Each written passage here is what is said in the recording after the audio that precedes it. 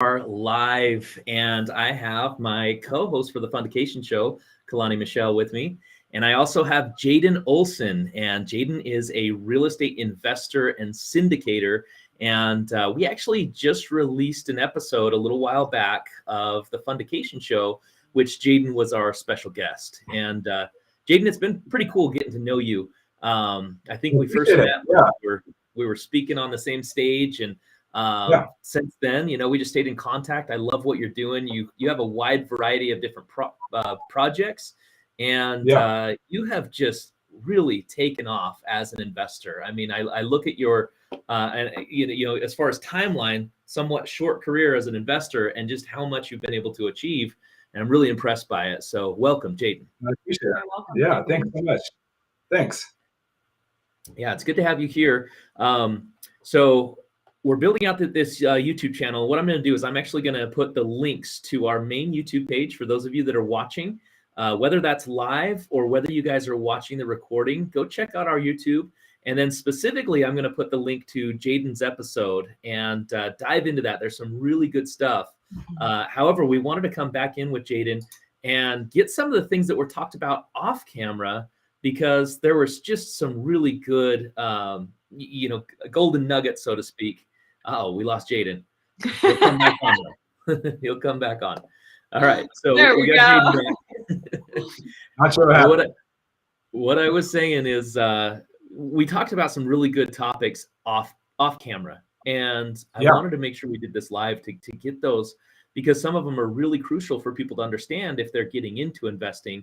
So we're going to try and hit on some of that, but I'm going to turn it over to Kalani for a minute and let her kind of chime in. Yeah, thanks, Christian. Jaiden, it's good to see you again. It's been maybe about 6 weeks. Yeah, Happy New Year. Happy New Year, yeah. So, and again, Christian and I are back with another live episode of with the Syndication show. So here at Pre-iShare, we do a couple of different things, and I know, Jaiden, you know some of that. I'm just going to let the audience know. So we are essentially raising the bar when it comes to real estate syndication. So we're launching a commercial real estate fund here. Fingers crossed, maybe February 1st is kind of the latest date. We're kind of in some of those final stages of the PPM and all of that. And so what we're going to be doing with our fund, so it'll be a $100 million fund as of right now. That's what we're planning on. And it's open-ended. And Christian, you're welcome to chime in on some of that too. And specifically, it's a 506C for accredited, and so only accredited investors can invest in that. And what we're going to be doing is we're going to be purchasing fractional syndicated real estate investments through that fund. And just, so we have the fund. Here, where's my hand? There we go. There's my hand. So we have the fund, okay? And then something else that we're doing is the listing hub. I think I'm reversed on this, is the listing hub. So with the listing hub, that's going to allow investors to list their fractional shares on our listing hub. And essentially, other investors can come in, do their own underwriting, and potentially make an offer on the deal and buy those deals. So we have the listing hub. We have the fund that we're launching. We have the Syndication show, which is our national show that we've launched, what, Christian, maybe 6 months ago or 4 months ago? I don't know how long it's been. Something like that. It's been a little bit. Anyhow, so we're building out a studio in Murray, Utah. Part of that is almost done. And so we'll be filming from the studio here soon too. So we have the Syndication show, and we have some other great things that we're doing. And so as part of the Syndication show, we are going live on social media to bring our audience more value, entertainment, education, and also give sponsors exposure to our community of investors that we have across the U.S.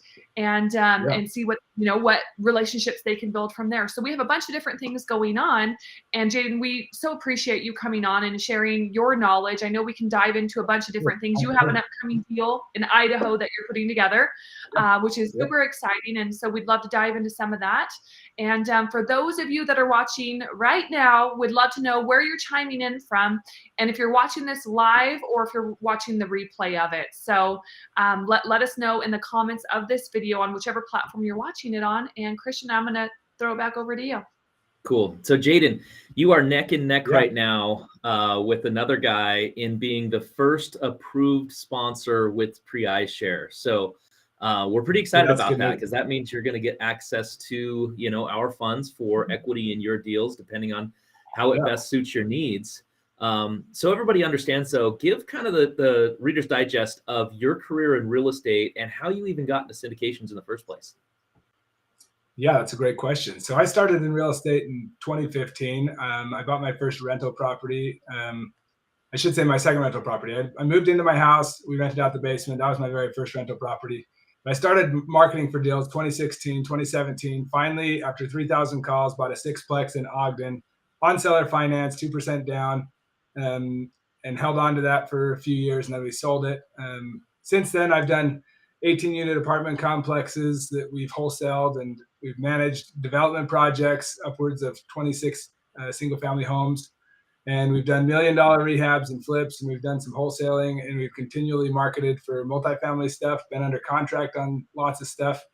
And recently, just in the last year, we started closing some of these bigger deals, which we're really excited about. So we own 10 cabins in Alaska. We've got 4.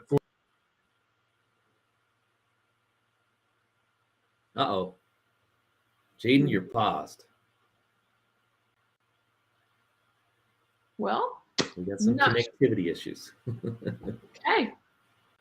So Jaiden will come back on. So I happen to know that this first deal he did, he talked about while we were on the show, right, Kalani? And that was really cool because what I liked about that transaction is the people that invested into that transaction with him actually got the opportunity to go fishing at the cabins. So they get to share in the income that's coming in from these fishing cabins up in Alaska.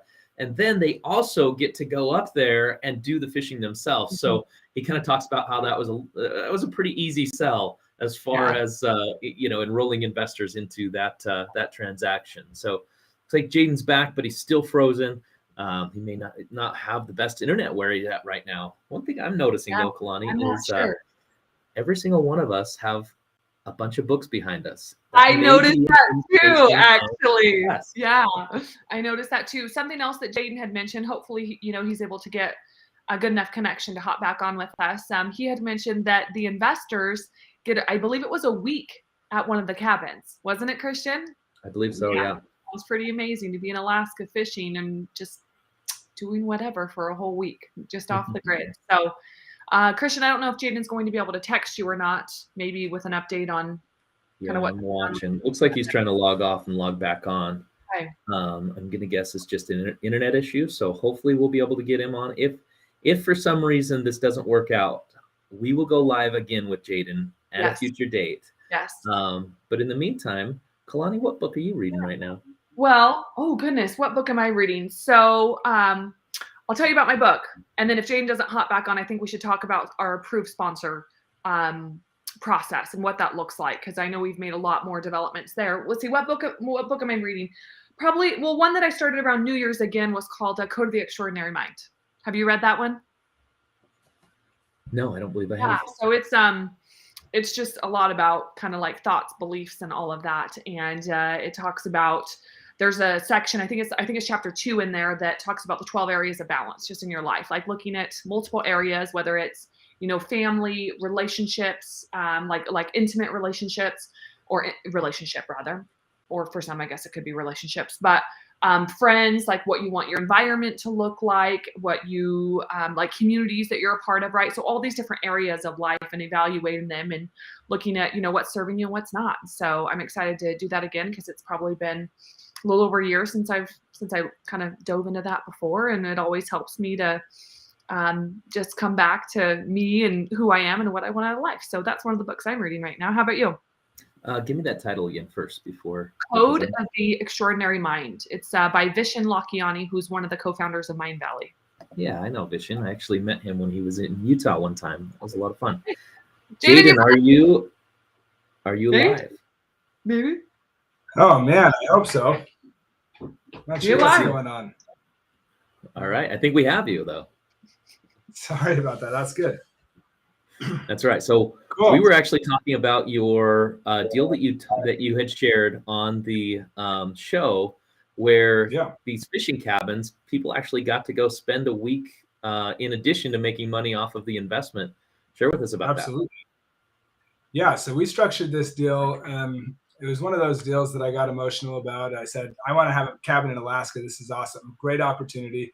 And the short-term rental market is super good around the area that we purchase these cabins in. And so the best part about it is it's economies of scale. It's not just one unit. We have enough property that we could offer our investors the opportunity to stay at these cabins once a year. And so we started diving into the numbers, and to give each investor 1 week a year up at these cabins cost us 7% of gross rents annually.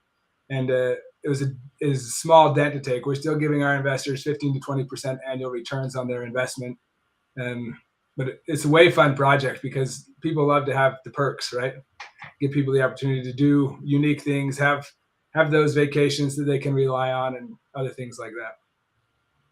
That's awesome. And are people already starting to receive income from that transaction? How far along are you guys? I know you purchased it just recently. Yeah, so we're in the stabilization phase. We have some improvements that we're making to the property. There's 5 of the cabins that are fully booked for the summer already. The other 5 cabins we're renovating this year, and we anticipate having those ready and done by April.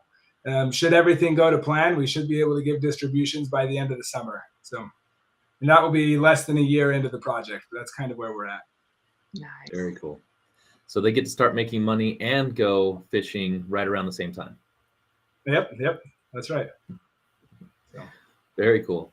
And then, syndication, what caused you to start syndicating your transactions? I know part of it is just the size of your deals you're doing, but was there anything else that had you go in that direction?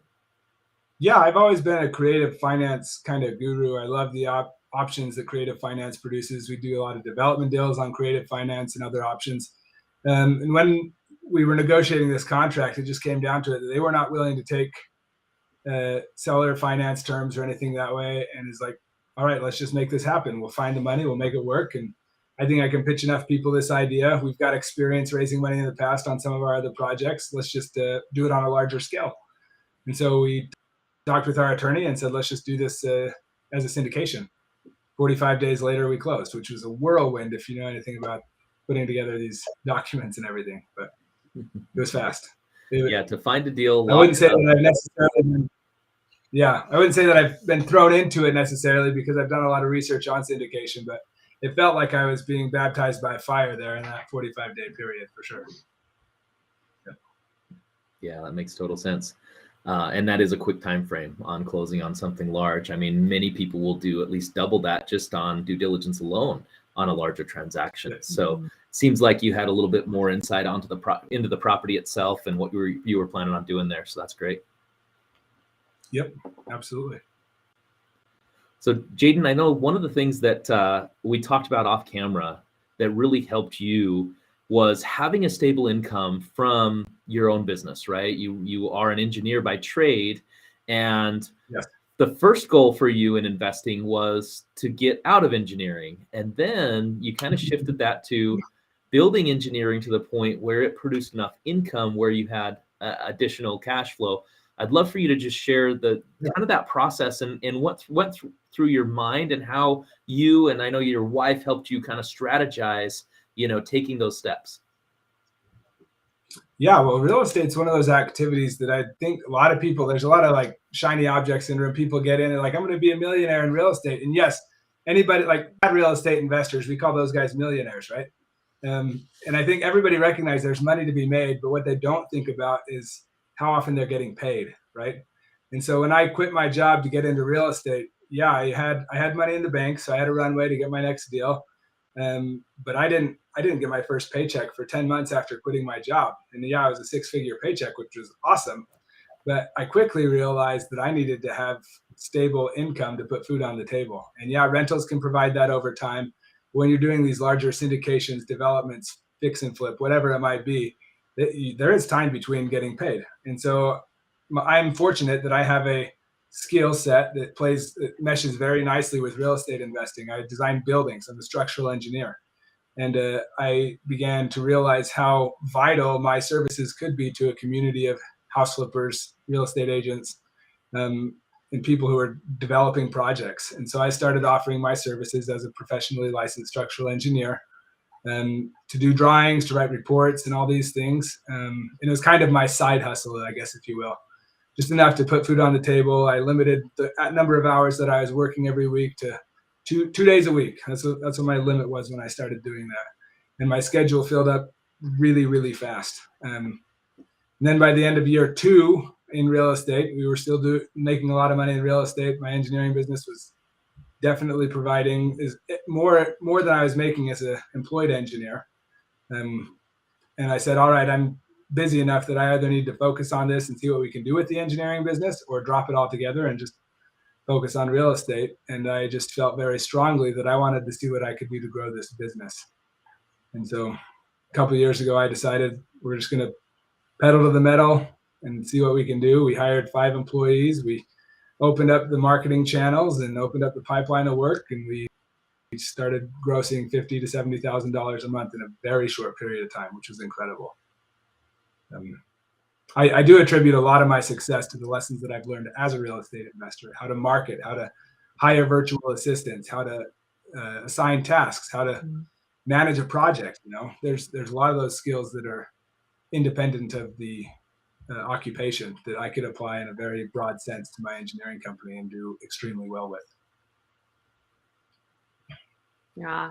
I mean, it's like running a company, right? Delegating, operations, managing the projects, and all of that. Are there, Jaiden, I don't recall, are there resources that you watched, read, consumed in some nature that really helped you to develop those skills?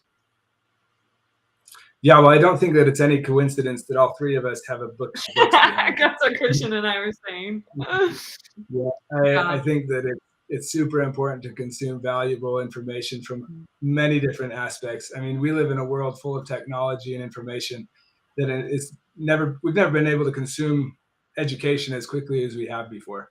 And so I'm a podcast junkie. I read a ton of books, audio books, and everything. Social media, I'm careful with those that I follow on social media, so that I'm always filling my brain full of the right information. Yeah. Well, social media is a great marketing tool. Yes. Christian, did you want to chime in there, or should we move over to just talking about the importance of having some good partners? Jaiden, I know you expressed that, and so would love to dive into that. Christian, unless you wanted to piggyback on anything we just mentioned. No, absolutely. I think jump in, because Jaiden, shared that off camera as well. How crucial it is to have good partners. Yeah, so my real estate business is a 50-50 partner. His name's Joey Webb. He and I have been partners for 3.5, almost 4 years now.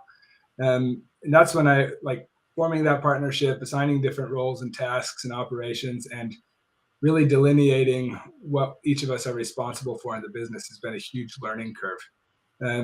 In addition to operating and managing my real estate business, having good partners is a skill that you can apply in every direction, just like we have with our investors and our syndications, just like I have with people who are placing money with me in a flip even. I mean, that communication is key. Hard money lenders. I'm in a partnership with hard money lenders. Another partnership that I do a lot of is with the sellers, seller finance deals. I consider the seller to be a partner on my deal. I have to build confidence with him that I can accomplish on the promises that fulfill the promises that I've made to him to perform on and execute the project. And for me, the biggest key to having good partnerships is communication. You have to know where you're at any given time in the project, and be able to communicate to your partners how things are going, whether it's a syndication, whether it's with a hard money lender, whether it's a seller finance deal, or in like a 50-50 partnership with my business partner. Yeah. And that's the biggest key. It really is. So what overall roles do you play, and what overall roles does Joey play? Yeah, so I grew up in construction. I have a construction background, and obviously I went into engineering. So I have an incredibly diverse background when it comes to managing a project. I know how things are supposed to be built. I understand the process and what things are supposed to go in and when. So a lot of my responsibility is catered to managing the project, getting things done. And I consider myself an expert in that field.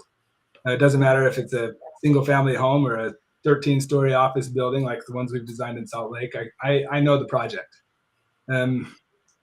Joey's more on the finance end, making sure we have the money that we need, and budgeting for everything. And then we both, I mean, real estate's a networking business and marketing business. And so we both put ourselves out there. We both focus on that. And there's some overlap, but it's an incredible advantage to have a business partner, somebody that you can bounce ideas off of. And I hope Joey's listening to this, and I hope he doesn't feel like I'm throwing him under the bus, but we balance each other really well.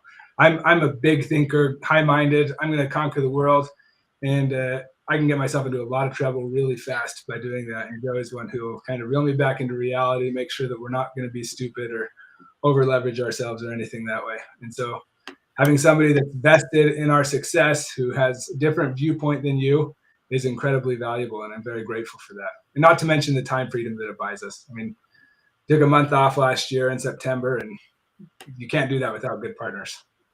Yeah.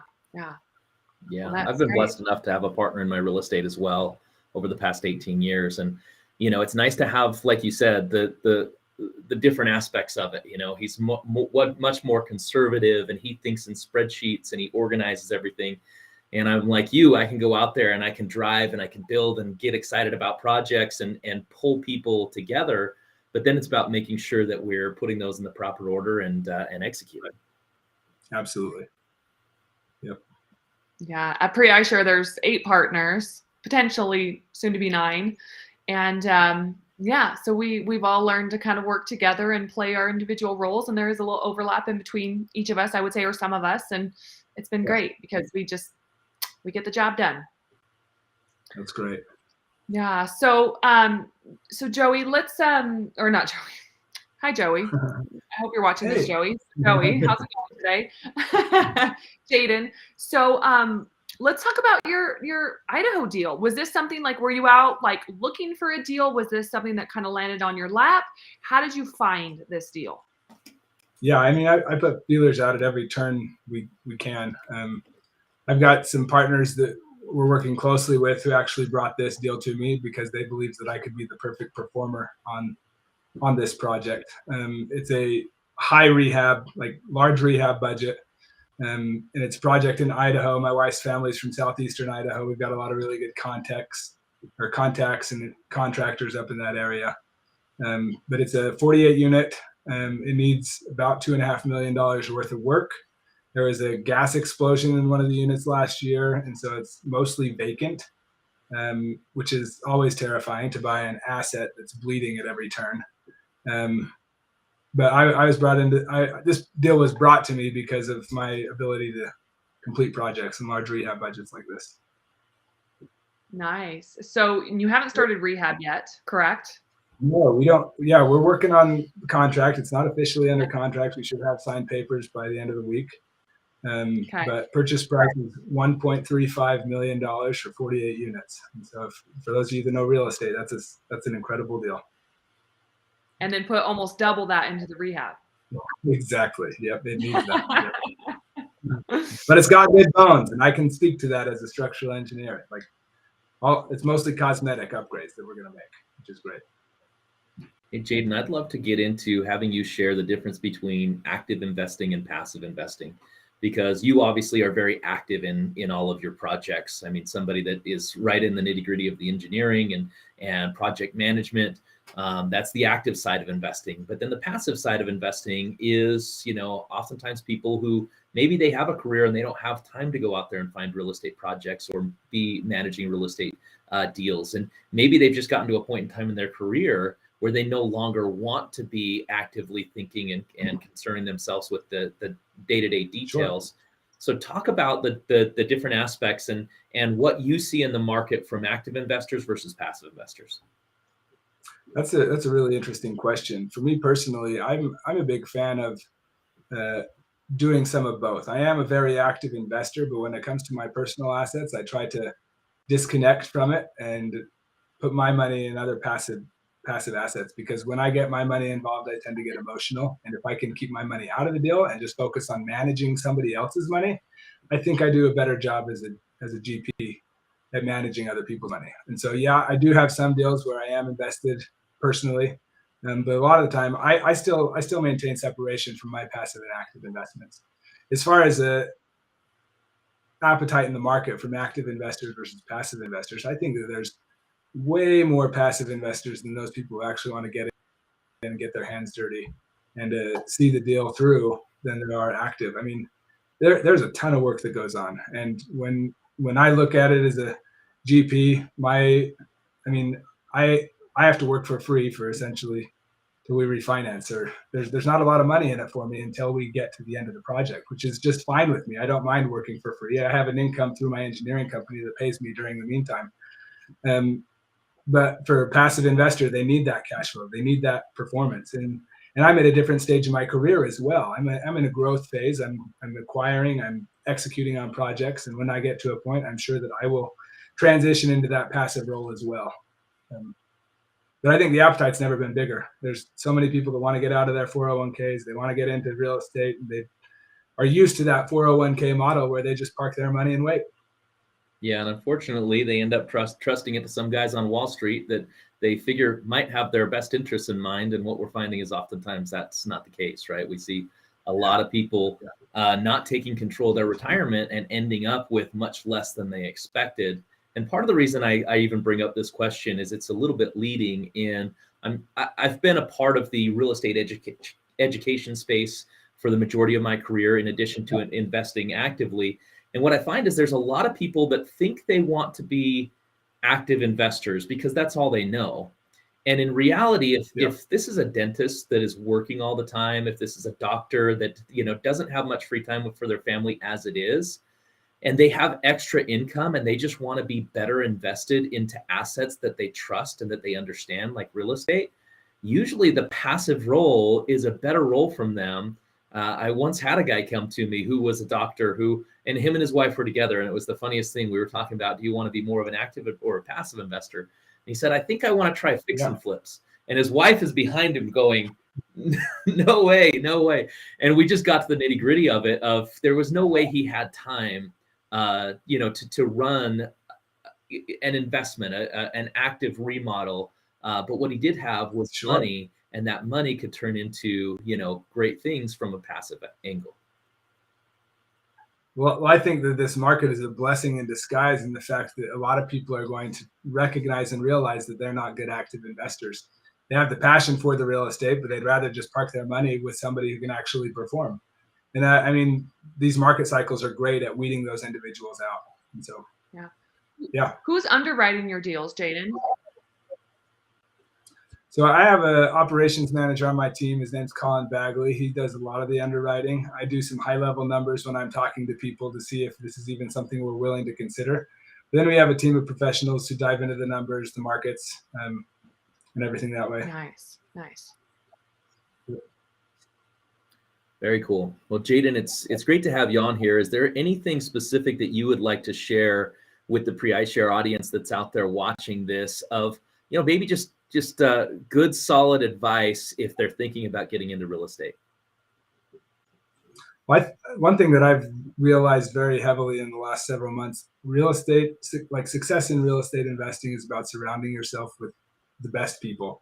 It comes down to your accountants, your lawyers, your attorneys, being part of this community and the Pre-iShare community. Surrounding yourself with the right people is what's going to take you farther than anything else. And so the fact that you're listening to this and interested in investing, just talk to people. You can reach out to me personally, ask questions, figure out how to become an accredited investor, whatever it takes. And surround yourself with the right people and have great communication skills. Yeah. How do they get more a hold deals of you, blow Jaiden? up because of that communication. You can reach out to me on social media. My Instagram handle and Twitter is @JaidenOlsen23. That's the best place to reach me. And then Jaiden had mentioned the Pre-iShare community. So we actually have a Facebook group that we're building out right now, and it's very young as of right now, but this is the time to get in there and start sharing valuable knowledge and also, connecting with the people that are on there. I'm talking with real estate sponsors almost every single day in one form or fashion.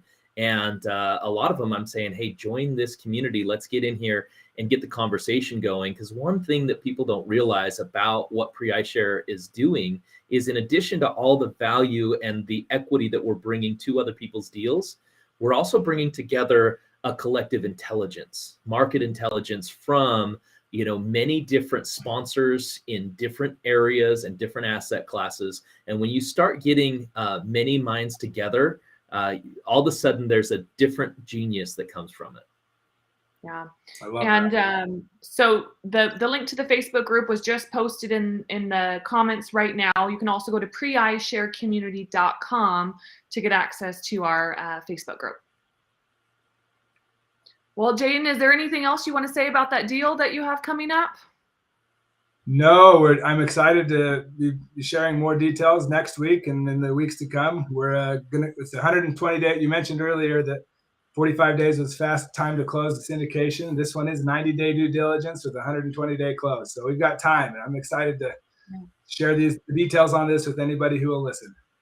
Okay, and will you be posting about it on social next week?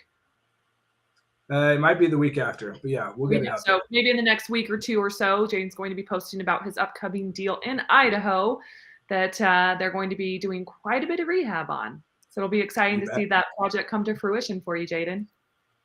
Cool. Thanks so much. Appreciate you guys. Yeah, Jaiden, it's always good to have you on. And Kalani, it's always nice to be with you as well. Everybody have a great